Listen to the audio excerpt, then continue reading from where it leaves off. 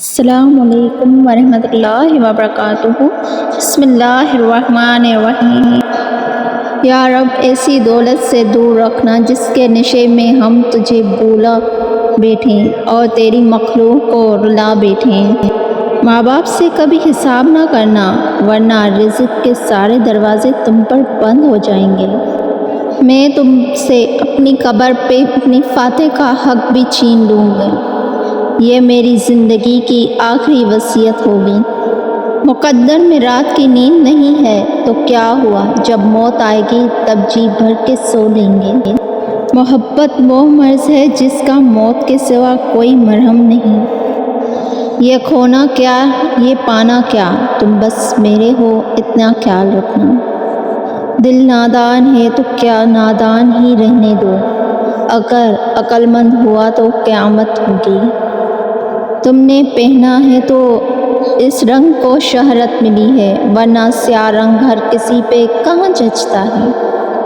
اے زندگی تو مجھے کیوں خفا رہتی ہے، ہر پھول سے خوشبو بھی تو جدا رہتی ہے۔ آج وہ دن کبھی وہ دن بھی تھا جب میری رگ رگ میں وفا رہتی تھی۔ بھوک عزت کی ہے ہر کسی کو، محبت کہاں ہر کوئی چاہتا ہے۔ آنکھ کھلتے ہی نیند آ جاتی ہے اور کچھ لوگ ہیں کہ سونے کو ترس جاتے ہیں۔ وہ اپنے ہونٹوں سے اتری ہوئی چائے دے کر مجھے اب پر احسانوں کے پہاڑ گرا دیتی ہے۔ مت کرو وعدہ جب کہ نبھا نہ سکو، مت کرو پیار جب کہ بھروسہ ہی نہ ہو۔ دن بدن میری حالت بگڑتی جا رہی ہے، جیسے کوئی میرے مرنے کی دعا کر رہا ہو۔ مسکراتے ہوئے پھولوں کی نزاکت پہ نہ جا، کوئی اندر سے پریشان بھی ہو سکتا ہے۔ موت سے کہو ذرا انتظار کرے، ابھی امید ہے مجھے اس کے آنے کی۔ یہ ہچکیاں تو محبت کی دین ہوتی ہیں، اور وہ جھوٹ بولتی ہے کھڑکی میں ہاتھ آیا تھا۔ خدا کرے اس شخص کو کسی اور کی بد دعا نہ لگے، وہ موت کی دعا مانگے مگر اسے اپنی ہی دعا نہ لگے۔ میری خوبی پہ رہتے ہیں اہل زبان خاموش، میرے عیبوں کا چرچا ہو تو گونگے بول پڑتے ہیں۔ کاش ہم جان جاتے کہ تم یوں بھلا دو گے، قسم لے لو تعلق جوڑنے سے پہلے ہم ہاتھ جوڑ لیتے۔ تم ایسا کرو اپنا درد مجھے دے دو، پھر میں جانوں درد جانے دوا جانے اور خدا جانے۔